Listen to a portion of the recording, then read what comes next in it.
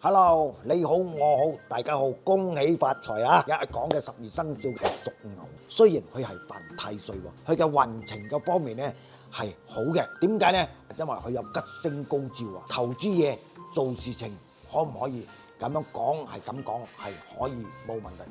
不過呢，最尾落嚟呢，佢有嘅空星嘅方面喎。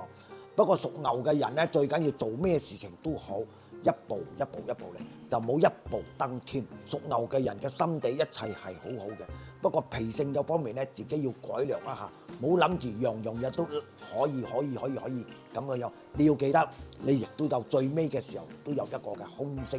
呢個嘅空星嘅方面本身，你就冇諗住贏啊，一日諗嚟諗去諗多度，就好變咗一個叫做咩咧？憂鬱症啊！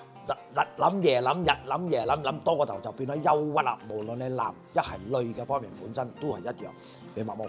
所以今年入邊做生意嘅方面，可唔可以做都係可以做嘅。不過咧，你要分清楚，工作就還工作，明白？翻到屋企就唔同啦。家庭大家庭要分到清楚。所以咧，屬牛嘅人咧，今年入邊咧亦都係好嘅，明白冇？唔係講唔好。不過佢都有空星嘅方面，佢犯太歲，不過有空星。不過屬牛嘅人咧，今年入邊無論做咩事情都好，都愛睇清睇楚。佢嘅貴人係邊一個啊？雞同埋個龍嚟。講到佢嘅財運咯，屬牛嘅人咧一直都唔錯㗎。佢嘅財運嘅方面，千祈唔好唉聲嘆氣。最重要就呢一點。咁嘅樣咧，你做事情啊，你諗到係做咩咧，你就去做。做完咗嘅情況，成功失敗都好，你冇成日都唉聲嘆氣，唔係。只要一樣向前行，一定有吉星高照你自己，係咁嘅樣啫嚇。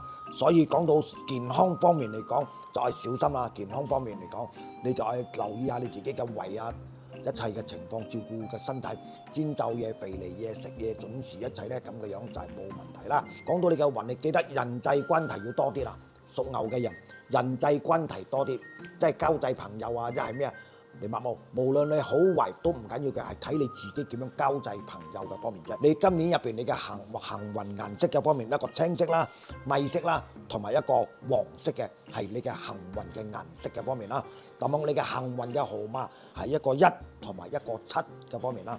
所以同你哋所講嘅屬牛嘅人咧，今年一年之中入邊嚟講，你都有機會嘅。雖然係犯太歲，就係睇你自己點樣，千祈做一年到晚冇唉聲嘆氣。唔好成日講冇錢，你越講冇錢，你嘅荷包真係冇錢嘅。OK， 我係講到呢度啫。咁樣我哋要恭祝你哋咧，屬牛嘅人咧，身體健康，心想事成，一年好過一年，恭喜發財啊！